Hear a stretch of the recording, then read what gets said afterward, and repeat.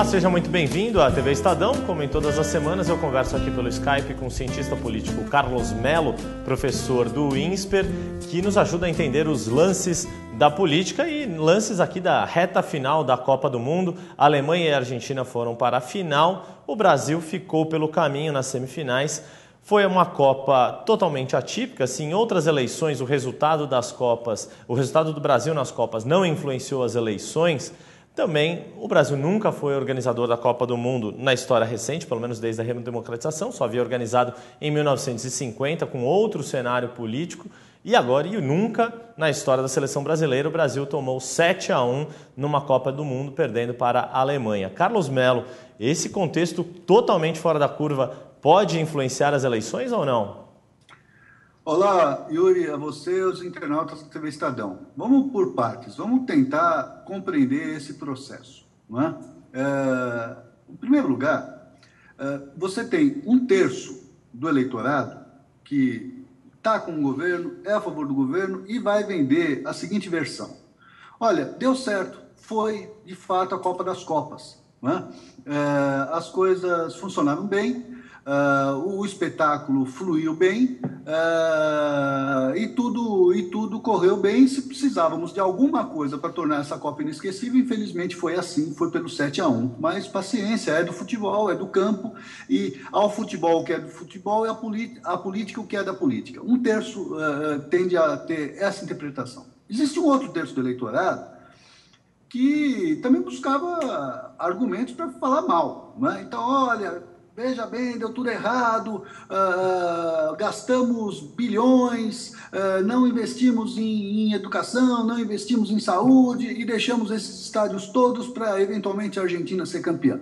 Não é? Então, você tem ali um processo em que há um empate. Há um outro terço do eleitorado que vai ser um campo em disputa desses outros 2/3, que vai ser disputado, que vai tentar ser convencido a partir de um lado ou de outro. Não é? E nesse sentido, o que vai se haver é o que não a Copa das Copas, mas a Copa das Culpas. Né? Quem é o culpado, afinal de contas, pela derrota? O culpado é o campo, é a CBF, é a comissão técnica, ou o culpado é o governo brasileiro que trouxe essa Copa dessa forma para o Brasil?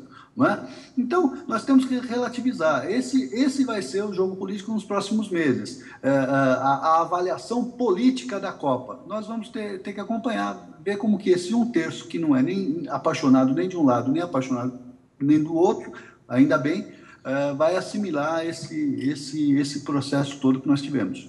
Pois é, Mello, te ouvindo falar agora, me veio a questão do planejamento, né? Quando você falou da Copa das Culpas, isso vai ficar tudo jogado na discussão do planejamento. Parece que, vendo o resultado agora do futebol e o resultado do evento em si, parece que a gente falou muito de construção de estádios, de infraestrutura, ao longo desses 7 anos, desde que o Brasil foi escolhido sede da Copa do Mundo, faltou a gente discutir o futebol propriamente dito. E aí, qual o papel da política para se discutir o futebol, já que as duas coisas acabam se entrelaçando também na vida política, no Congresso, o próprio governo, a oposição? Como é que fica essa questão toda, Mello?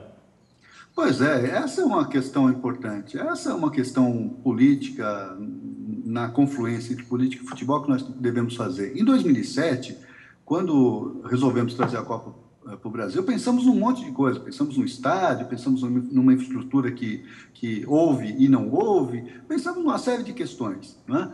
Agora, nós não pensamos no futebol. A CBF é uma estrutura arcaica. Nós trouxemos a Copa para o Brasil pelas mãos de Ricardo Teixeira, que é um personagem de triste memória. E realizamos a Copa pelas mãos de José Maria Marim e Marco Polo Del Nero, que tão poucos são personagens muito agradáveis para esse processo todo. Então, nesse aspecto, menos a presidente Dilma, que, aliás, se faltou comedimento nos últimos tempos, aparecendo demais, falando, mandando mensagem para o Neymar e tudo mais, ou foi comedida em não receber, em não se deixar fotografar com José Maria Marim. Mas faltou liderança ao presidente Lula lá em 2007, quando pensou na Copa do Mundo e que fosse capaz de fazer uma Copa com essa gente. Não é?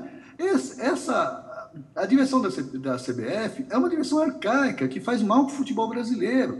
Não é? Além disso, trouxe uma comissão técnica que tem serviços prestados ao futebol brasileiro, mas serviços prestados, vamos dizer assim, no século passado, de um futebol do século passado. Não se renovou. Parreira e Felipão, que merecem o nosso respeito, fazem parte do passado do futebol mundial.